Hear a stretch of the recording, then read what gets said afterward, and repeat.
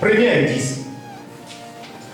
Pour savoir que votre jeune fille consomme les stupéfiants pour calmer les règles douloureuses, il faut l'observer entre 11h30 et 14h30.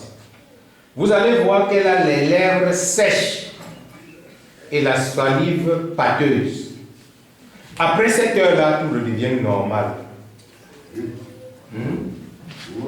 Ça veut dire qu'un parent normal doit être très attentif, doit être capable de suivre son enfant, capable de regarder ses yeux le matin et dire non, tu n'as pas les mêmes yeux.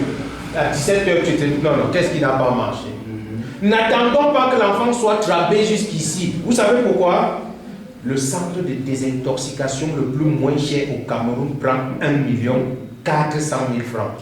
Et 1 400 000 francs, c'est le capital de beaucoup de promoteurs comme ça. Je suis sûr qu'il n'est pas né avec l'argent dans sa poche. Son capital peut-être c'est quand même 25 000.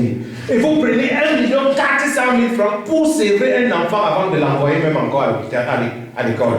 Mais c'est un problème. Donc soyons attentifs. On peut connaître les signes, mais si on n'aime pas vraiment son enfant, parce que les gens disent non, j'aime mon enfant. Il construit des grandes maisons et il oublie qu'il faut accorder 5 minutes à son enfant par jour. Et tu n'as rien fait, il va vendre ça le jour de ton enterrement. Deuxième indice. Si vous avez un enfant qui a une estime exagérée, subite de soi-même, avant il était très calme, mais désormais il pense que même devant le cortège du préfet, c'est le policier qui doit l'esquiver. Il a regardé le film, il se place maintenant. Il faut l'appeler, tu dis Pitou, viens. Qu'est-ce qui n'a pas marché? L'estime exagérée de soi est un signe. N'attendez pas que ça grandisse. Ça peut être exagéré en hausse ou en baisse. Interpellez-le le plus tôt. Troisième indice. Le parler rapide et exagéré. Un enfant qui était très calme comme ça, il commence à même la jeune fille. Et la maman ne comprenant rien, la pauvre dit c'est la puberté. Vraiment, on va tout voir ici. Ce n'est pas la puberté. Cause avec elle. Ce n'est pas la puberté. Je vous encourage donc à chercher les solutions aux règles douloureuses de vos enfants ailleurs que chez le docteur d'en face. C'est possible. Allez à l'hôpital. Quatrième indice, les yeux rouges et larmoyants. Le matin, l'enfant a les yeux, c'est normal, tout est normal. Vers 14 heures, ça change. Ou bien, il rentre le soir, il n'y a pas de problème.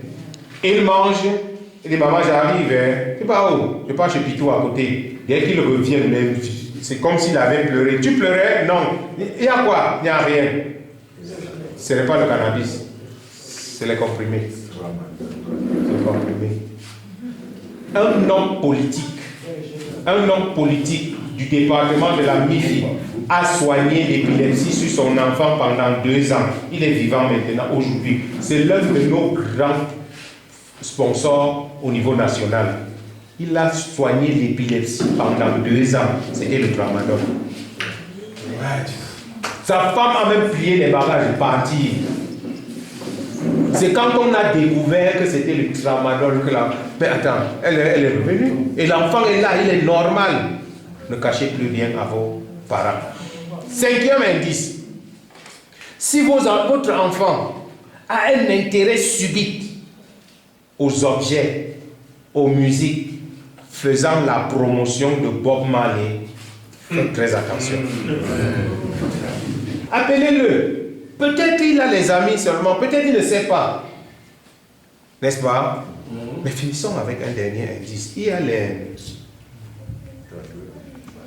Ah voilà, avant de parler des tatouages, il y a les bracelets.